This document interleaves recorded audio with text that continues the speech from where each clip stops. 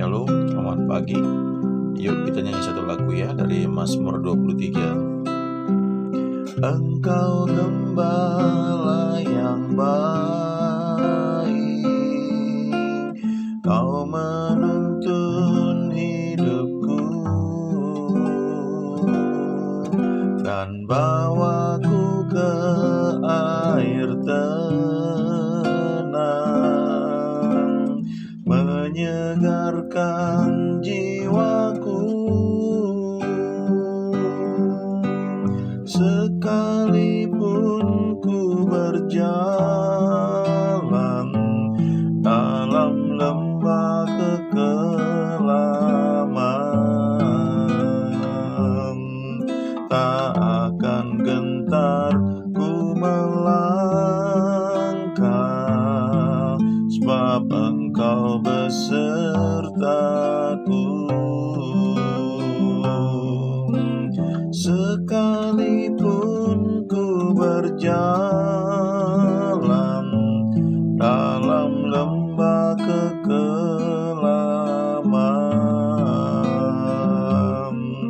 tak akan gentar ku melangkah, sebab Engkau besertaku.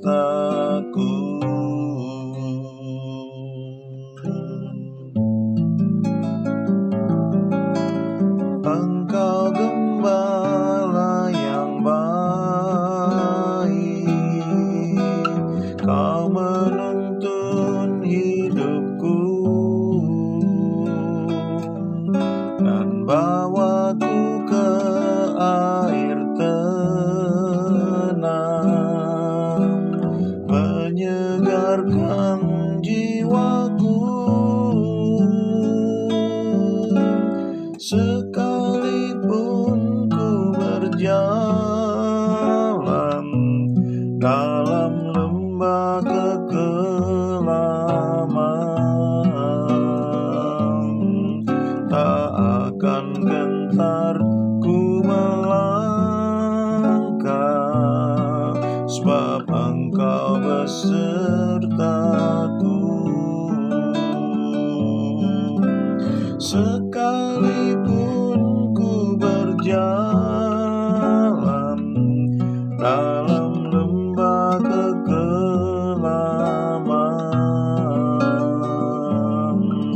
tak akan gentar ku melangkah, sebab Engkau besertaku. Sebab Engkau besertaku, sebab Engkau besertaku.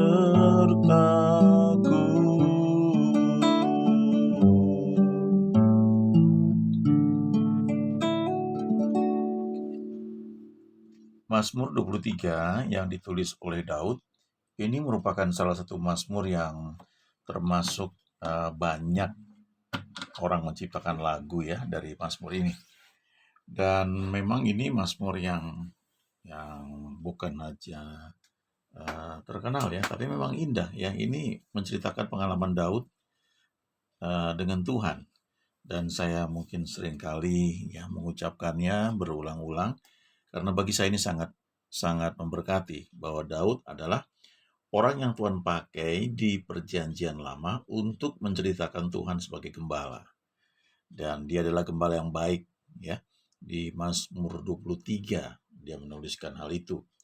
Ini bukan sekedar kata-kata puitis, tapi ini pengalaman hidup dia.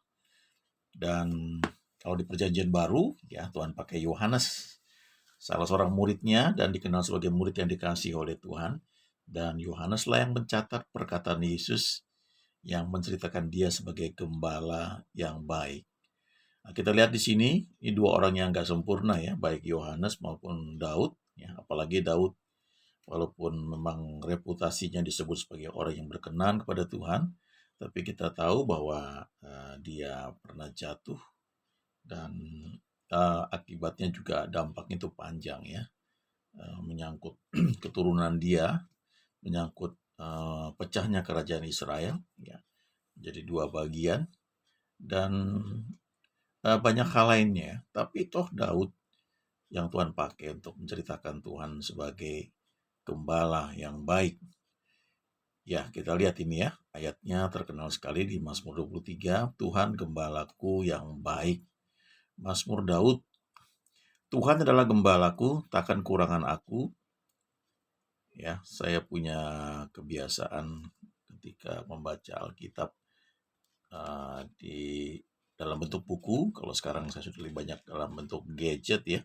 Tapi dulu saya banyak membacanya di Alkitab dan saya suka coret-coret itu ya. Saya kasih stabilo dan biasanya dulu waktu kuliah pagi-pagi habis bangun saya baca dan saya suka warnai ya, berbagai macam saya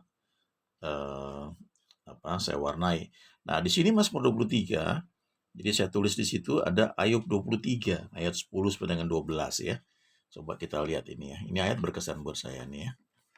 Ayub 23 ya, mulai ayat yang ke-10. Nah, ini dia. Nih ya. Ini perkataan Ayub ya, bagus ya. Karena ia tahu jalan hidupku, seandainya ia menguji aku akan timbul seperti emas. Nah, itu kata-kata Ayub ya. Nah, kita bisa lihat di sini. Kakiku tetap mengikuti jejaknya, aku menuruti jalannya, dan tidak menyimpang. Perintah dari bibirnya tidak kulanggar, dalam sanubariku kusimpan ucapan mulutnya. Ini penting ya, kita pegang ayat ini ya, bahwa kita menyimpan janjinya ya dalam mulut, dalam hati kita ya, dalam sanubari kita. Nah, kalau kita lihat di sini ya, saya membuat catatan itu KJV ya, itu adalah King James ya, King James Version. Nah, saya mau bacakan, ini saya sendiri baru lihat lagi ya, ada catatan saya seperti itu. Coba saya tunjukkan ini ya, Ayub 23 ayat yang ke-10 ya. Ayat ke-12 ya, ayat ke-12 dalam terjemahan King James ya. Sebentar saya cek dulu di sini di Alkitab. Dalam terjemahan King James itu seperti apa? Ya, language-nya nanti saya tunjukkan kalau sudah ketemu, sebentar dulu ya. Bahasa Inggris King James. Nah, kebetulan saya tunjukkan amplified saja ya. Ini agak mirip juga ya. Ayub 23 ayat 12 ya. Ini hampir sama ini ya. Saya tunjukkan. Nah, ini nih. Nah, nih. Ini dia. Jadi katakan di sini, I have not gone back from the commandment of his lips ya. Aku tidak tidak menyangkal, aku tidak meninggalkan perintah dari Tuhan ya, dari bibirnya. Lalu ini yang di bahasa Indonesia dikatakan, dalam sanubariku kusimpan ucapan mulutnya. Nah, ini terjemahan King James dan juga terjemahan Amplified ini mirip ya. I have esteemed and treasured the words of his mouth more than my necessary food. Ya. Apa artinya? Ya. Aku menghargai, menghormati, ya. Aku menganggap itu sangat berharga. Kata-kata dari mulutnya lebih daripada makanan yang aku butuhkan. Ya, my necessary food. Artinya Ayub ini mau bilang bahwa aku lebih menghargai firman-Nya, aku begitu menganggap itu harta yang sangat berharga ya. Yaitu perkataannya atau firman-Nya, aku menghargainya lebih daripada makanan yang aku perlukan. Nah, ya. Luar biasa ini ya. Lalu saya ada tulis di sini ya. Maleakhi 3 ayat 3. Nah, ini. Kalau kita masih membaca Alkitab dalam bentuk tertulis begini, ya kita bisa coret-coret, ya. Kita bisa coret-coret, ya, kita warnai, ya, kalau lihat itu, ya. Colorful. Dan cukup lama saya membaca Alkitab model begini, jadi kadang-kadang saya lupa alamatnya di mana, tapi saya ingat letaknya di mana. Ada positif, ada negatifnya juga, ya. Tapi kalau di gadget, ya mau nggak mau saya harus hafal alamatnya untuk mencari letaknya di mana, ya. Lihat nih, Maleakhi 3 ayat 3. Coba apa ini? Maleakhi 3 ayat 3. Nah, ini dia. Ini. Apa ini tulisnya sini? Ya. Ia akan duduk seperti orang yang memurnikan dan mentahirkan perak. Dan ia akan mentahirkan orang Lewi, menyucikan mereka seperti emas dan seperti perak, supaya mereka menjadi orang-orang yang mempersembahkan korban yang benar kepada Tuhan. Ya, ini hubungannya dengan Ayub 23 ayat 10. Ya. Yang dikatakan di sini, karena ia tahu jalan hidupku, seandainya ia menguji aku akan timbul seperti emas. Ya, itu perkataan Ayub. Nah, kembali ke Mazmur 23, ya. Mazmur Daud. Dia berkata di sini, ya, Tuhan adalah gembalaku, tak akan kekurangan aku. Lalu ia memberikan aku di padang yang berumput hijau, ya. Ia membimbing aku ke air yang tenang. Ia menyegarkan jiwaku. Lalu ia menuntun aku di jalan yang benar oleh karena namanya. Sekalipun aku berjalan dalam lembah kelaman, aku tidak takut bahaya. Sebab engkau besertaku, gadamu dan tongkatmu itulah yang menghibur aku. Lalu engkau menyediakan hidangan bagiku di hadapan lawanku. Ya. Ini kalau Alkitab cetak, di bawah ini suka ada referensi-referensi, ya. Kita bisa belajar waktu merenungkan hubungannya kemana. Nah, lalu lihat, colorful, ya, Alkitab ini, lihat, coret-coret. Nah, ini ya, engkau mengurapi kepalaku dengan minyak, pialaku penuh melimpah. Kebajikan dan kemurahan belaka akan mengikuti aku seumur hidupku, dan aku akan diam dalam rumah Tuhan sepanjang masa. Nah, kalau teman-teman bisa mengerti bahasa Inggris, ya, sedikit-sedikit, ya, belajar, maka membaca ayat yang sudah kita baca mungkin, ya, kita udah kenal, misalnya Mazmur 23 ini, lalu kita membacanya dalam terjemahan lain, ya, misalnya bahasa Inggris, ya. Kalau ada yang bisa bahasa Belanda, ya, coba lihat terjemahan bahasa Belanda seperti apa, ya. Tapi coba lihat ini sekarang, ya, terjemahan bahasa Inggris yang saya tunjukkan tadi, yang Amplified Bible, ya. Kita lihat di sini. Nah, ini, ya, Mazmur, ya, 23. Nah, Mazmur Daud ini, ya. Kita gedein sekarang. Ya, ini dia, ya. To the chief musician, ya. Oh, ini Mazmur 22, satu lagi, ya. Mazmur 23. Nah, ini dia. Apa yang Daud bilang di sini, ya? Dia bilang di sini. Mazmur Daud, ya. A Psalm of David.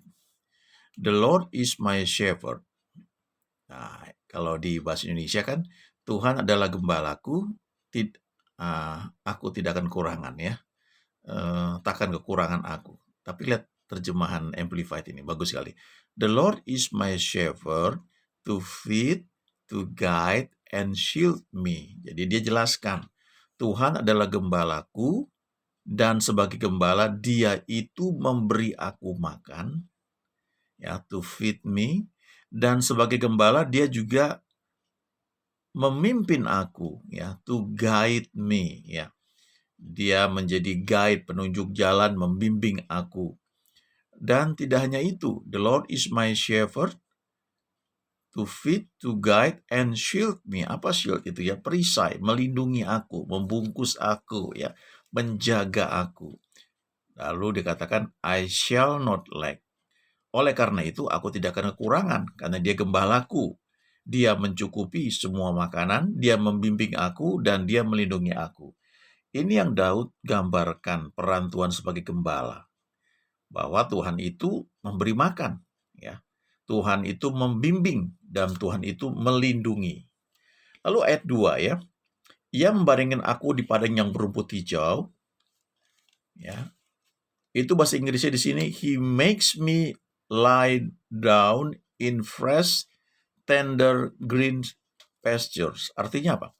Ia membuat aku berbaring di atas rumput yang hijau, ya, makanan atau rumput yang hijau yang fresh dan tender. Ya, fresh itu apa? Segar. Ya. Dan tender itu ya lembut ya. Jadi ini Daud membayangkan ini mungkin masa-masa sulit juga ya dialami. Ketika dia dikejar-kejar oleh Saul, dia bisa bayangkan dia seperti domba yang dilindungi Tuhan, yang Tuhan beri makan kepada dia, lalu Tuhan bimbing dia, Tuhan menjagai dia, memagari dia, dan dia boleh tidur mungkin dia ngalami ya, pasti masa-masa tidur di tempat terbuka, berbaring, dan matanya melihat ke langit. Lalu yang dia bayangkan adalah Tuhan membaringkan dia tidur dengan nyaman di tempat terbuka, lalu karena domba adalah makanannya tuh rumput, dia bisa bilang bahwa aku nggak kekurangan karena aku dibaringkan bahkan di atas makananku ya.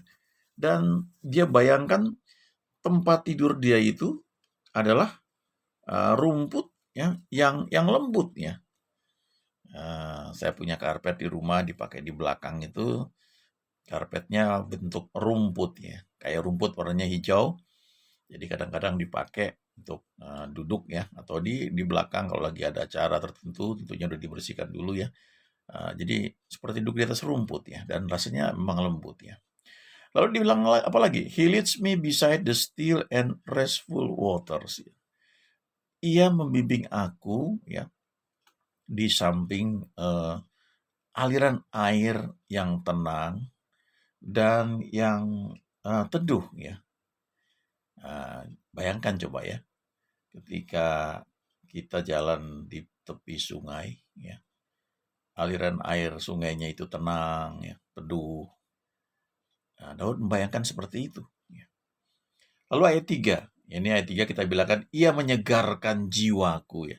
Nah, bahasa Inggrisnya mengatakan, He refreshes and restores my life, myself. Di sini diterjemahkan, ia menyegarkan dan ia memulihkan hidupku. Ia memulihkan diriku sendiri. Ya, di terjemahan lain lagi mengatakan He restores my soul. Ia memulihkan jiwaku. Kenapa jiwa ini perlu dipulihkan? Karena jiwa kita ini labil ya. Coba aja kita nonton televisi ya. Sekarang orang lebih banyak nonton internet ya, nonton YouTube ya. Atau misalnya begini, coba deh yang pernah nggak punya pengalaman kita nonton film ya di bioskop selama 2 jam. Kalau filmnya itu film yang sedih, maka kita akan terbawa ya. Dulu sekali waktu saya masih SD ada film terkenal sekali, ya, Ratapan Anak Tiri, itu yang menonton ngantri luar biasa. Dan saya masih ingat ya waktu itu ngantri ya sama orang tua saya, sama adik-adik saya, nggak dapet itu ya. Akhirnya kami mesti ngantri untuk pertunjukan berikutnya.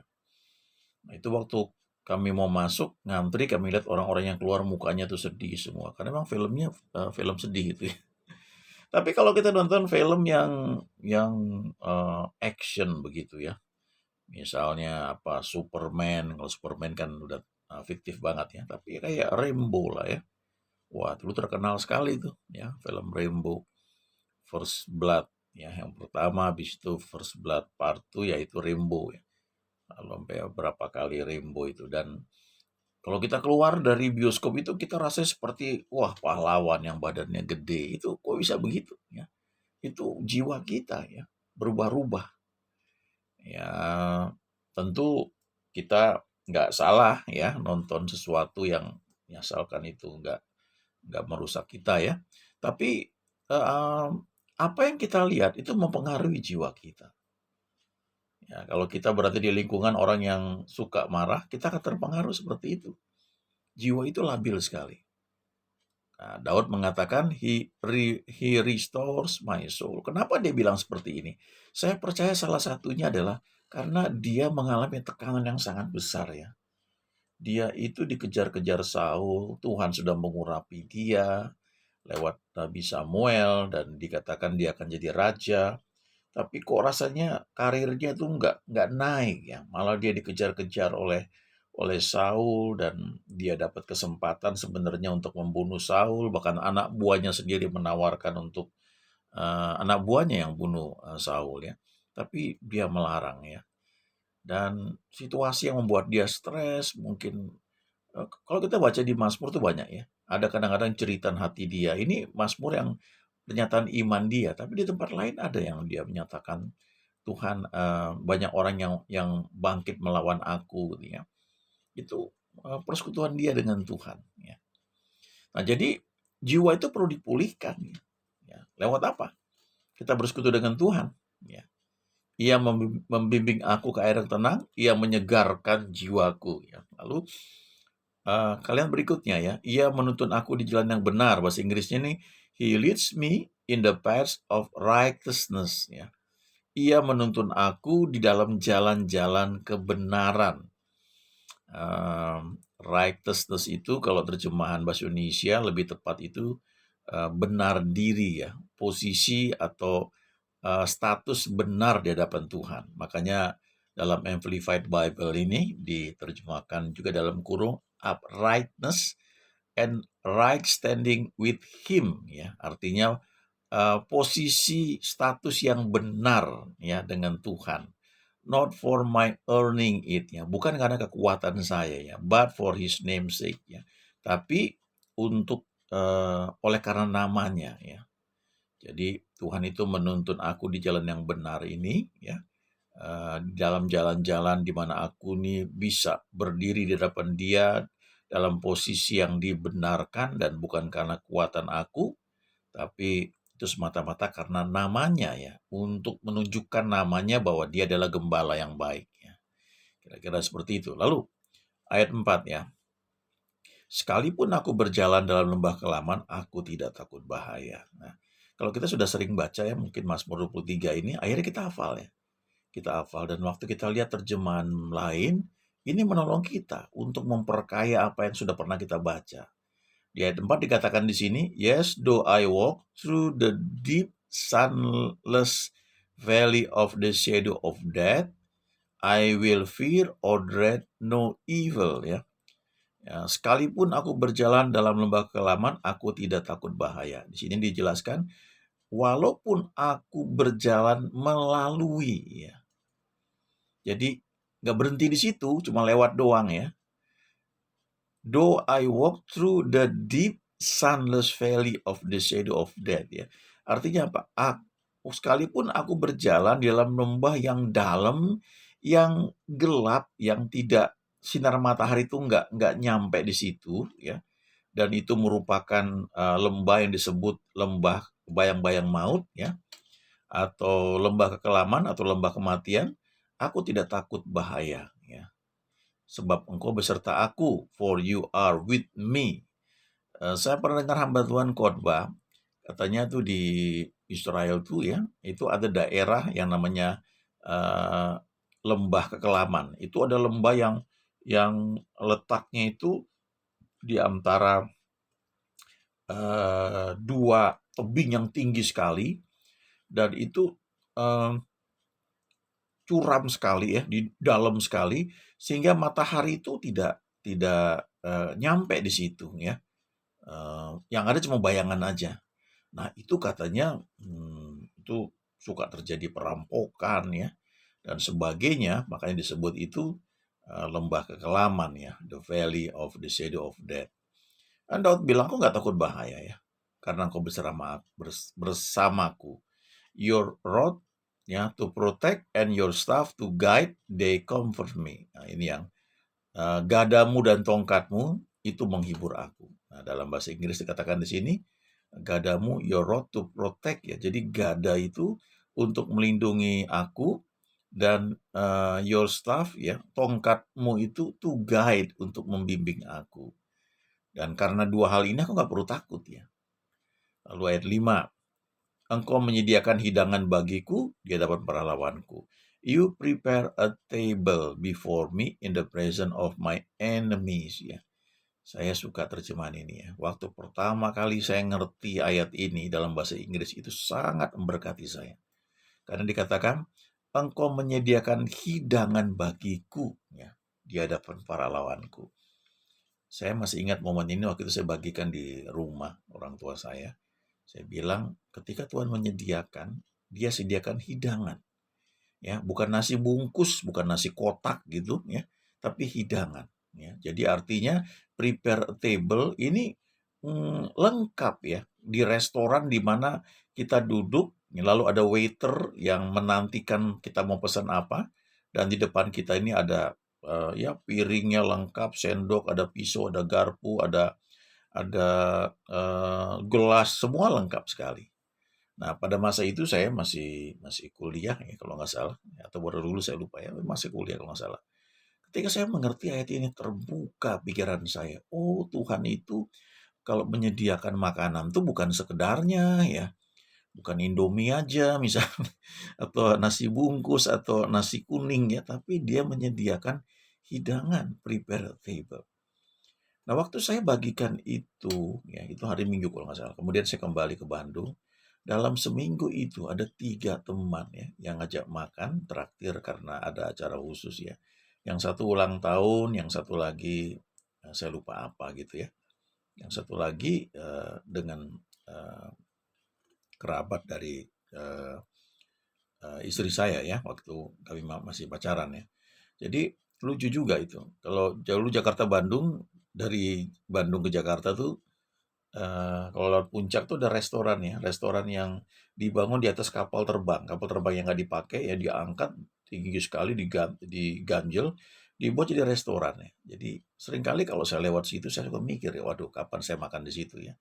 Tahu-tahu eh, ketika dari Bandung ke Jakarta saya diajak ikut ya, mau ke Jakarta, saya naik mobil dari keluarga eh, eh, waktu itu masih jadi pacar saya ya. Nah, terus kami ditraktir makan di situ ya. Itu persis kayak naik naik pesawat terbang ya. Dan naik ke atas dan di atas itu restorannya. Nah, di situ ya ini prepare tables. Ada waiternya menantikan mau pesan apa. Semuanya disediakan ya. Habis itu dalam minggu yang sama ada teman yang berulang tahun dan dia traktir beberapa di antara kami itu untuk makan di restoran Perancis ya di Bandung. Waktu itu cuma satu-satunya kalau nggak salah. Dan waktu ditraktir makan ya begitu ya. Ada waiternya. Nah, pada zaman itu kalau mahasiswa kita makan kan ya kalau lulus itu rata-rata tuh ditraktir makan di namanya warung sempit. Itu udah paling mewah itu. Itu kalau udah makan di situ semua diem menikmati makanan ya, Chinese food. Jauh dari rapi karena itu restoran yang penting makan ya, makan ukuran mahasiswa itu udah mewah sekali. Jadi ketika diajak makan di restoran Perancis gitu ya, itu satu hal yang sangat mewah pada masa itu. Kemudian satu teman lagi ya, ada dia ajak beberapa di antara kami, ajak makan di sate house ya. Kalau sekarang lihat sate house itu udah biasa, tapi dulu itu sangat mewah ya. Dan persis ya, ada table, ada waiter yang menantikan. Jadi firman ini luar biasa sekali. You anoint my head with oil, my brimming cup runs over ya. Ada pengurapan yang Tuhan berikan hanya ketika kita lewat lembah kekelama dan kita jalani. Ya, di tengah-tengah situasi yang gak enak, di dalam ada musuh ya, ada orang-orang yang mungkin gak suka atau ada masalah, Tuhan justru menyediakan hidangan buat kita. Lalu ayat 6 ini ya. Kebajikan dan kemurahan belaka akan mengikuti aku seumur hidupku, dan aku akan diam dalam rumah Tuhan sepanjang masa. Surely or only goodness, pasti dan hanya kebaikan, mercy, kemurahan, and unfailing love, kasih yang gak pernah gagal, gak pernah berhenti, ya, shall follow me all the days of my life. Akan selalu mengikut aku seumur hidupku, and through the length of my days, the house of the Lord and His presence shall be my dwelling place. Dan selama hidupku ya, hari-hariku di dunia ini ya, through the length of my days ya, the house of the Lord ya, and His presence shall be my dwelling place. Jadi artinya seumur hidupku ya, rumah Tuhan itu dan kehadirannya akan menjadi tempat aku berdiam. Artinya di mana tempat aku untuk rindu bersekutu dengan Dia. Nah, teman-teman, ini ayat untuk kita di dunia ya. Beberapa orang suka bacakan ini, saya pernah dengar ketika kebaktian pemakaman ya. Ya, dia tinggal di rumah Tuhan ya, dia udah itu udah pastilah ya, kalau udah kenal Tuhan, kita hidup untuk dengan Tuhan. Tapi ayat ini bicara untuk hidup kita di dunia ya. Ini janji Tuhan untuk kita hidup di dunia ya. Dan tentunya juga persiapan untuk nanti kita berjumpa dengan Dia. Tapi selama kita di dunia, ini janji Tuhan yang Tuhan berikan bagi kita. Dia gembala yang baik, Dia nggak pernah berubah. Alkitab berkata, God is love, Allah adalah kasih. Oleh karena itu kita bisa berkata, God is good all the time. Amin.